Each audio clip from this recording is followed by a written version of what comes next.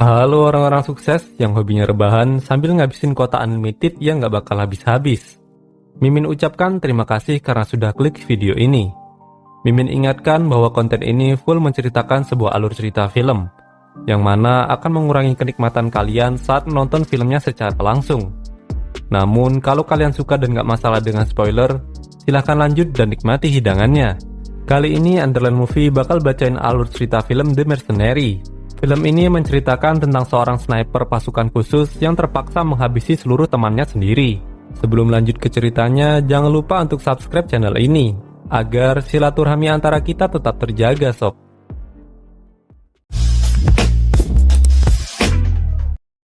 Di scene awal film, terlihat sekelompok pasukan elit sedang menyergap sekelompok teroris di suatu tempat yang berada di Afrika Tengah.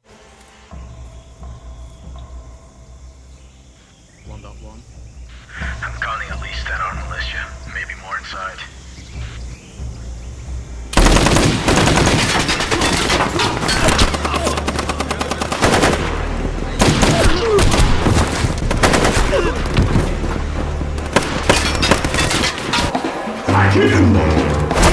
Take care of them two skinnies, Max, but I want them bringing their friends to the party.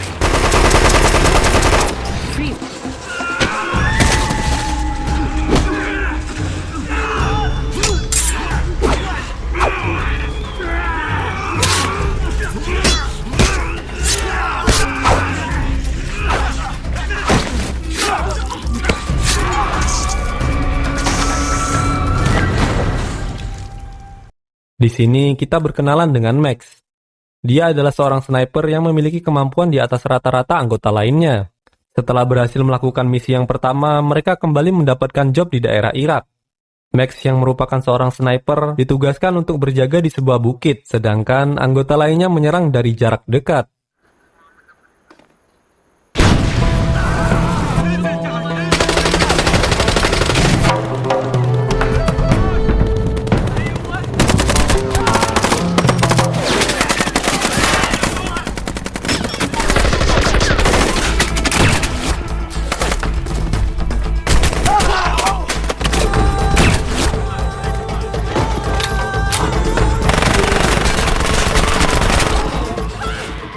Saat pertempuran, ada dua orang teroris yang kabur untuk memanggil bantuan. Max ditugaskan untuk mengejar orang tersebut.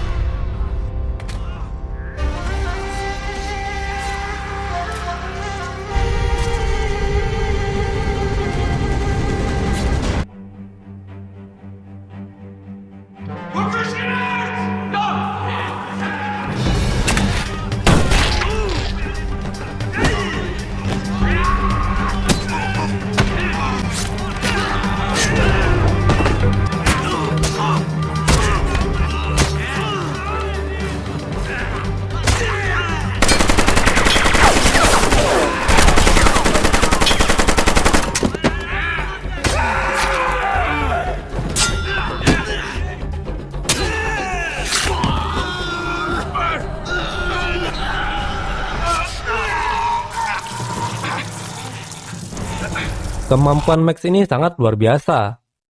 Ia mampu membunuh 7 orang teroris tersebut tanpa terluka sedikit pun. Psycho motherfucker. Setelah itu, mereka berkumpul dan berfoto bersama sebagai kenang-kenangan. 1, 2, 3. Di suatu tempat di Kolombia, pasukan Max mendapatkan misi untuk menyergap sebuah pabrik sabu-sabu yang berada di tengah hutan.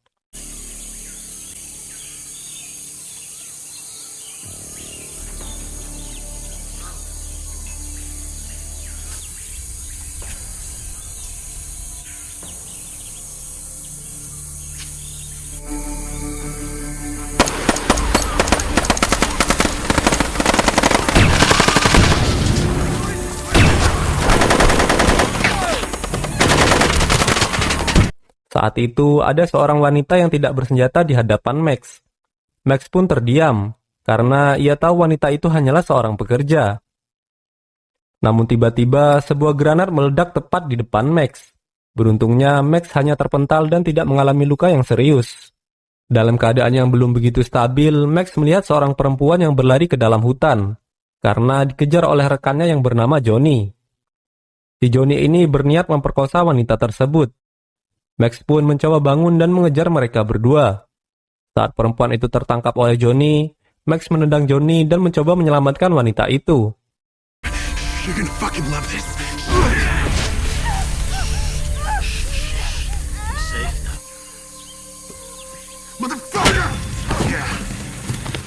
Johnny yang tak terima kemudian menghantam Max dengan senjata hingga ia terjatuh. Tak disangka karena hawa nafsu yang tak tersampaikan, Johnny berniat membunuh Max. Melihat tak ada harapan untuk lari, wanita tersebut meledakkan diri dengan granat.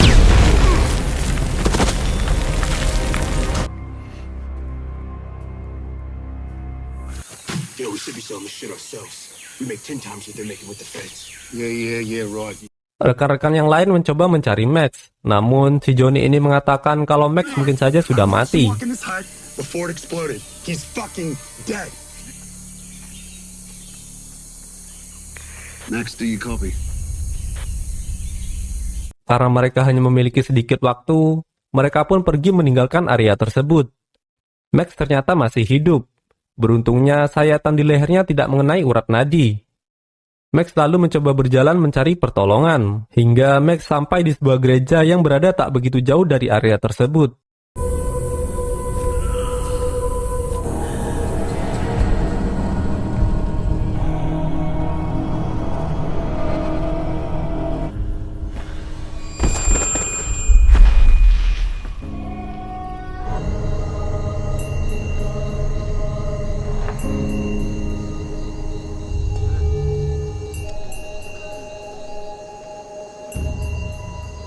Beberapa hari berlalu, akhirnya Max pun tersadar. Ia ditolong oleh seorang pendeta yang bernama Elias. Luka-luka yang ada di tubuh Max telah ditangani oleh dokter setempat, sehingga nyawa Max dapat terselamatkan.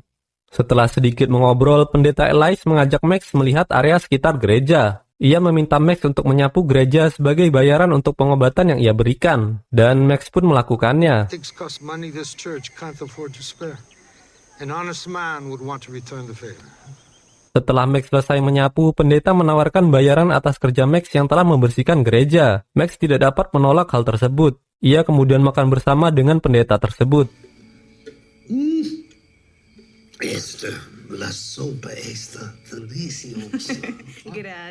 Di sana Max memperkenalkan namanya.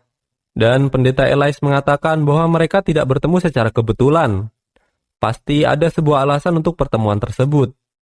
Keesokan harinya, Max kembali membersihkan area sekitar gereja dan ia menemukan sebuah shotgun milik pendeta sebelumnya. Shotgun tersebut sebelumnya digunakan untuk memburu babi hutan.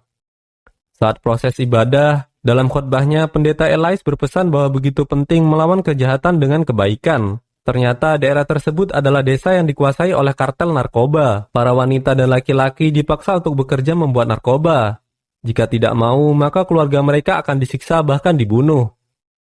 Max pun semakin merasa nyaman untuk tinggal di sana. Ia memutuskan untuk berhenti menjadi tentara dan melupakan masa lalunya yang kelam.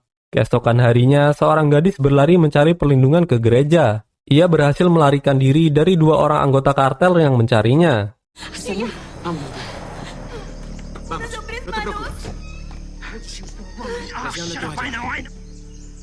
Where is she? Where's the girl? My friend asked you a question. Max sedikit heran mengapa di sana masih terdapat kartel narkoba. Padahal mereka sudah menghabisinya saat itu. Max ditanya mengenai keberadaan gadis tersebut. Namun Max tetap sabar dan berperilaku lemah lembut kepada mereka. Bahkan saat para kartel itu bercanda untuk meminta makan, Max langsung ke dapur untuk mengambilkan mereka makanan. They tried to kidnap her, but she escaped. What are we going to do?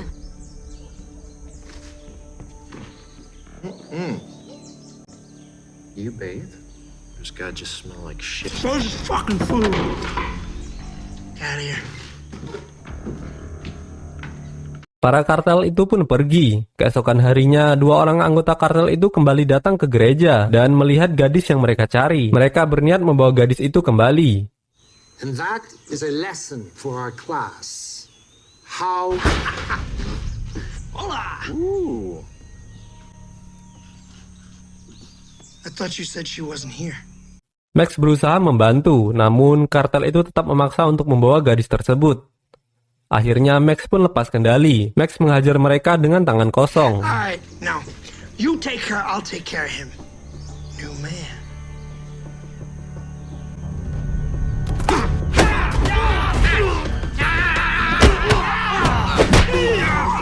Fuck you up!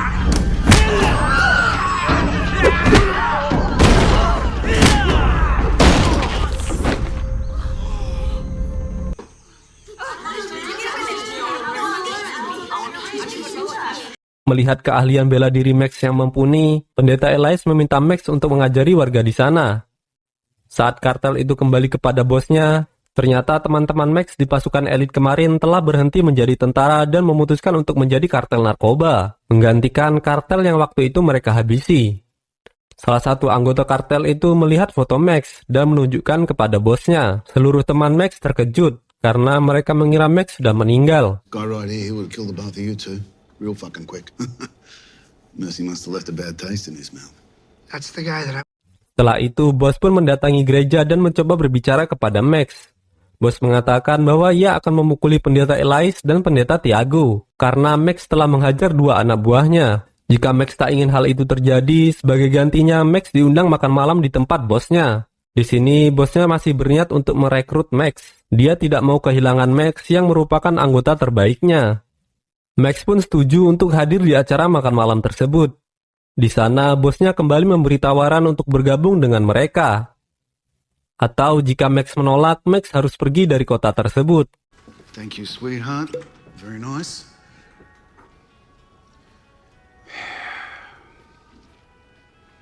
Mate, we're getting old, Max.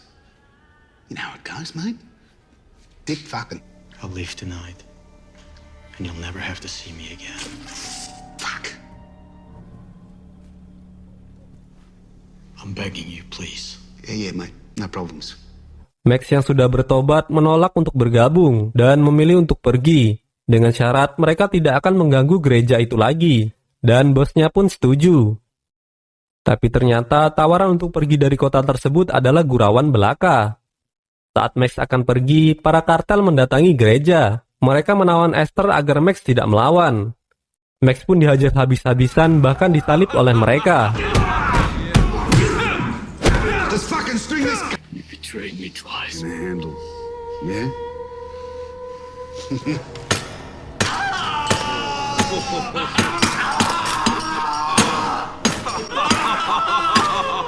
I'm sorry, Max. I really am, mate. At the end of the day, it is just business, yeah?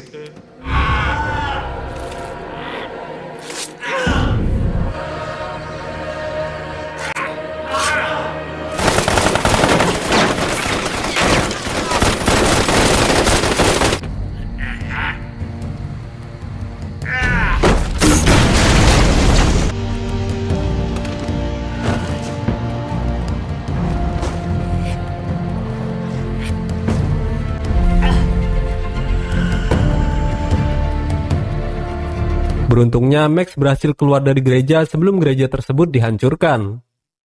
Max dibantu oleh pendeta Elias dan pendeta Tiago untuk melarikan diri ke dalam hutan. Teror demi teror terus dilakukan oleh para kartel itu di desa. Mereka menculik dan membunuh warga yang tidak bersalah. Saat itu pendeta Elias mengatakan mungkin Max ditakdirkan untuk mengakhiri kejahatan tersebut dengan tangannya sendiri. Max pun terus berlatih sembari memulihkan kesehatannya.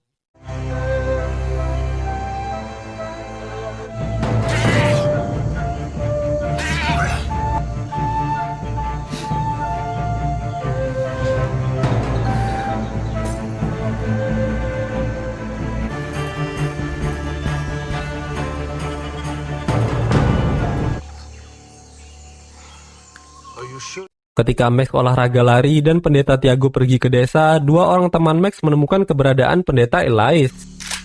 Don't fucking move.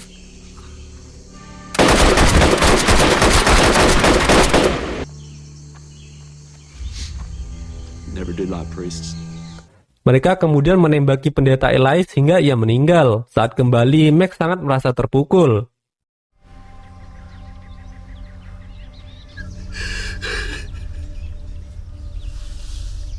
Max memutuskan untuk mengakhiri kekejaman para kartel tersebut. The best way you know how. ¿Quién se va a pagar por las?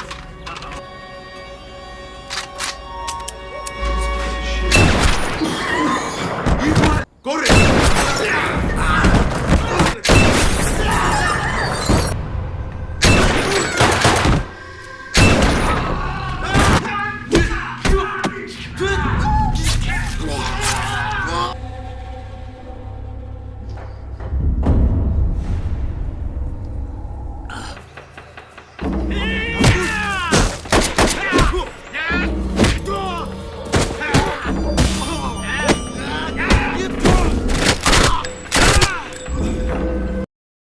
Kabar pembantaian yang dilakukan oleh Max sudah terdengar oleh bosnya. Mereka pun mulai memburu Max.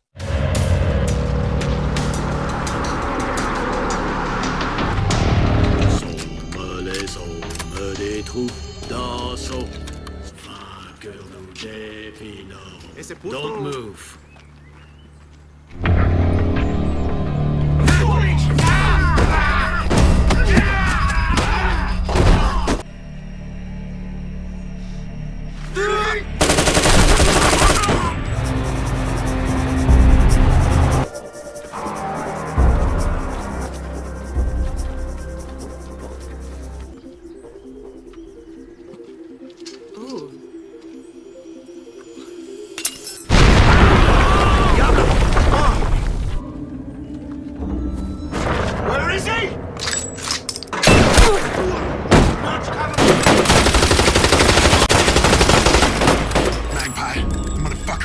Yeah, I know. I tell you what. Anyone who kills this piece of shit gets an extra. Bos memberi sayembara kepada seluruh anggotanya. Jika dapat menangkap Max, akan diberikan $100.000 Amerika Serikat. Setelah itu, mereka pun kembali ke markas. Di markas, ia memperketat penjagaan dengan menempatkan 10 orang penjaga di depan pintu. Sementara itu, Max berpura-pura menyerah untuk datang ke markas. ¿Qué hagas en el camino, pendejo? I like to surrender.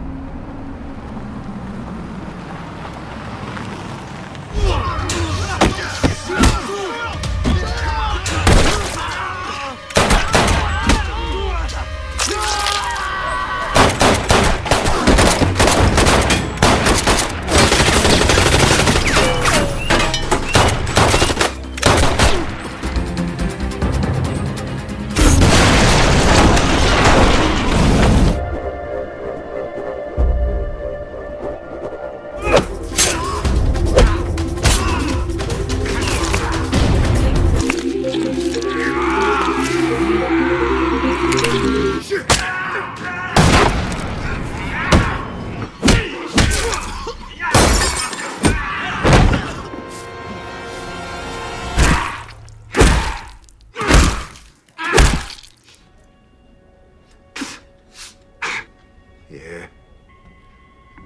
Wow.